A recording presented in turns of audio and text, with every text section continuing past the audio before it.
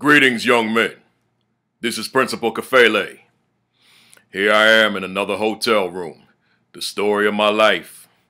As a speaker, I've got to travel. I'm all over the country, and I got to stay in hotels at night. So that's my story. I'm in Austin, Texas. It's February the 1st, and February 1st means it's the first day of Black History Month. Yeah, the first day of Black History Month. It was actually founded or created in 1926 by a great scholar, author, historian, researcher by the name of Dr. Carter G. Woodson.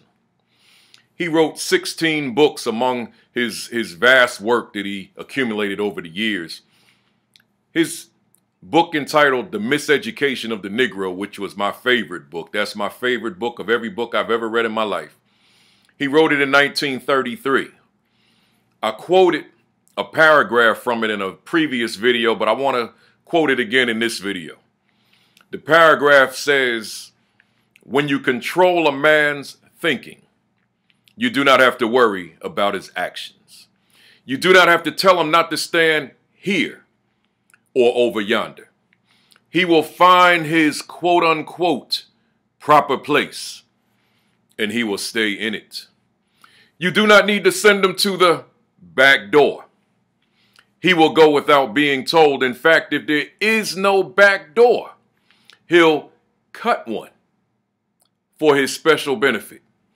His education makes it necessary." He's saying, in essence, in that paragraph, that, young man, you got to think. You got to think for yourself. You got to think critically, because by thinking, you grow. By thinking, you expand your horizon. By thinking, you take it to another level. So he's saying in that paragraph written back in 1933, The Miseducation of the Negro, think, think, think. Think for yourself. Think critically. Think analytically. Think deeply. Enough said there. My reason for making this particular message to your son, I want to keep my thoughts in the context of the day, today, the first day of Black History Month. I want to ask you the question, when the history books are written 100 years from now, whether it be Black history, whether it be American history, whether it be some form of European history, whether it be some form of Asian history, Latino history, whatever history. When the history books are written 100 years from now, what will they write about you?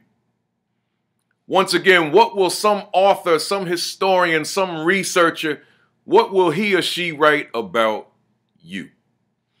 In other words, what I'm essentially asking you, young man, is will your life be of such significance, such substance, that it is worthy of somebody documenting, worthy of somebody recording, worthy of somebody writing the story about you, because you have done something so significant, so tremendous, so extraordinary, so impactful on society, that this author, this writer, this researcher, this historian, this scholar, this intellectual saw fit to write about you?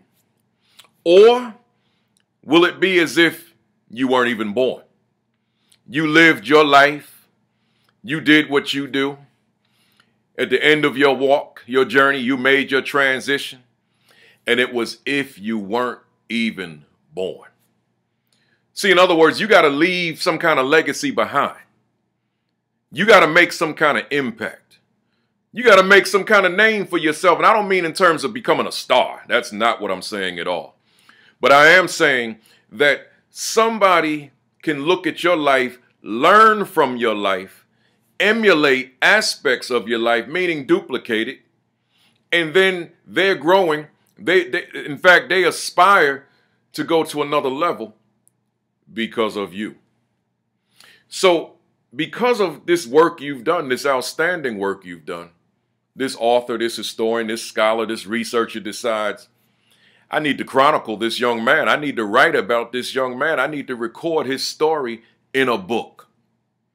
So once again, when the history books are written 100 years from now, again, American history, African American history, Latino American history, Asian history, European history, wherever, what will be written about you?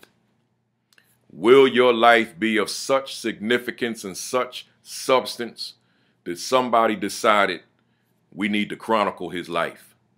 We need to write about his life. We need to record his life. We need his life to be remembered forever. That's a choice you've got to make. That's a decision you've got to make. But remember, as I close, history is very important. It's important that you learn your history, know the history of your nation, know the history of your world. But equally important, make history. Be a part of history. Let your life change the course of history. So that because you're here, life changed. Society changed because of your contribution. Enough said, young men. Let's go. Let's get it done. Let's do it. Let's make it happen. This is Principal Kafele. Thanks for listening on this first day of Black History Month, February 1st. Peace.